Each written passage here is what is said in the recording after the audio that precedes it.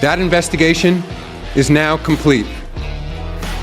The central findings of the investigation are that the man whose voice is heard on the recording and on a second recording from the same conversation that was released on Sunday, accordingly, effective immediately, I am banning. Effective immediately, I am banning.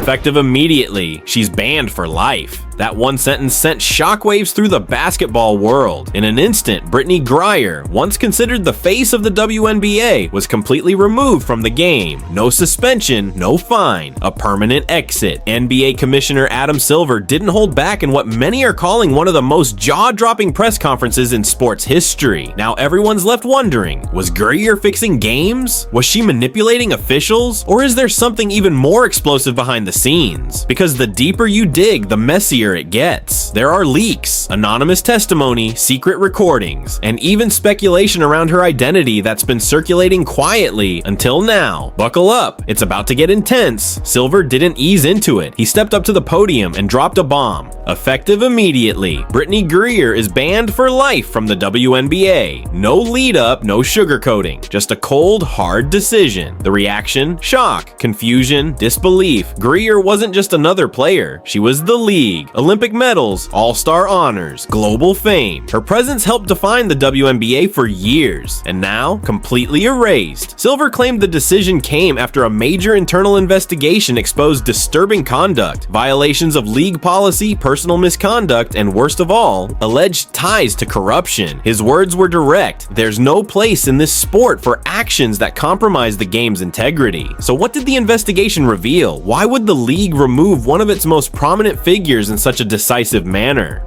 Let's rewind. This wasn't about a single misstep. This was about a pattern, a mounting collection of red flags that finally triggered a full-scale response. To understand the magnitude, you have to understand who Griner was. She wasn't just a star, she was a symbol. She headlined ad campaigns, hosted youth programs, represented the US on the world stage, and now she's disappeared from all of it. No goodbye game, no public farewell, no league tribute, just gone. So how does someone go from being the league's centerpiece to vanishing from the sport? It didn't happen overnight. The warning signs had been there for a while. Whispers of tension with teammates, friction with referees, off-court behavior raising eyebrows. Then came missed team events, controversial social media posts, and what insiders describe as a growing disregard for rules. At first, leadership looked the other way. Why? Because she filled seats. She brought buzz and sold tickets, until the backlash started outweighing the benefits. Once her controversies began to damage the league's image, the top brass made their move, and what was already a PR nightmare soon exploded into a full-blown scandal. According to sources, Griner was involved in attempts to sway game outcomes, not just by playing hard, but by influencing referees and allegedly shifting the momentum of key matchups. She had power, influence, and she knew how to use it. It started with rumors, back-channel chats with refs, strange substitutions, and games that felt scripted.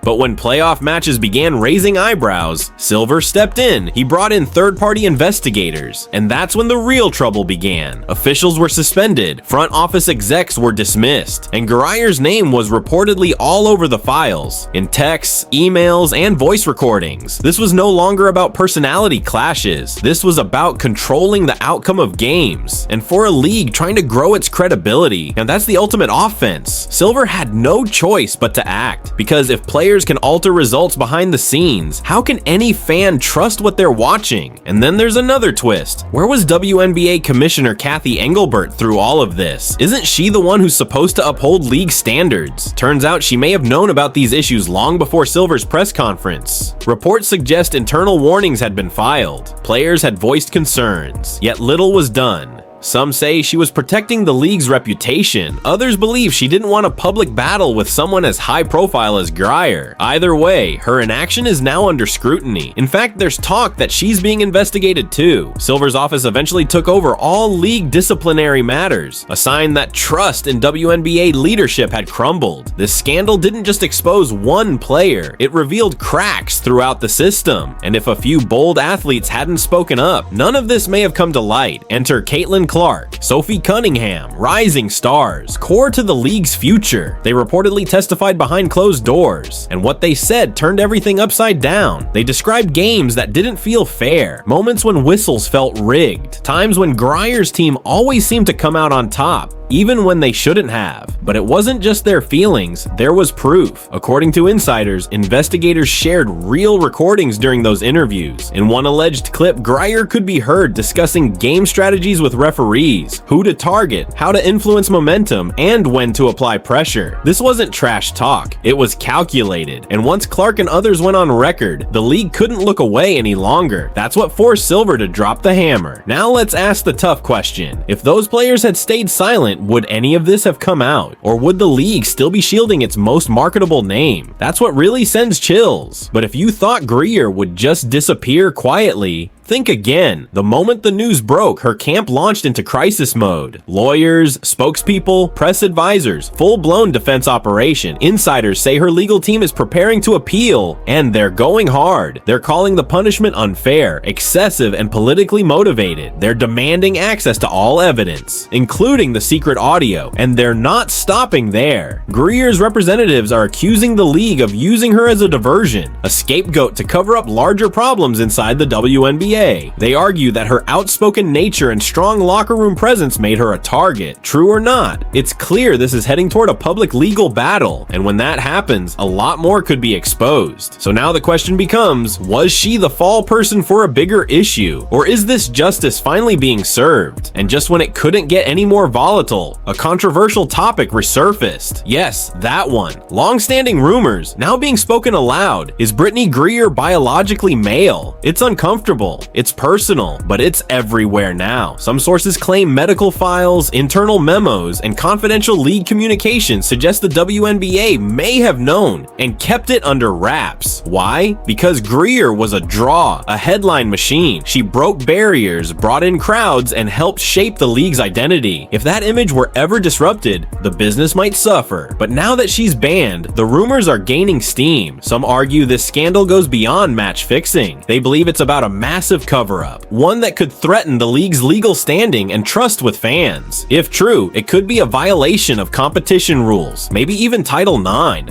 So what's this ban really about? Justice or damage control? We don't know the full story yet, but just raising these questions has already caused major ripples among fans, players, and the league's biggest sponsors. Now the league's silence is deafening, and that says a lot. No detailed statement, no open Q&A, no transparency, just a brief release from Silver's office, followed by total radio silence. That's not how you handle a crisis, that's how you bury one. And the timing? Even more suspicious. This all exploded right as the WNBA was entering a critical stretch. Rising TV deals, new endorsements, and booming ticket sales thanks to a new generation of stars. Losing Griner is one thing, but dragging the league's credibility down with her?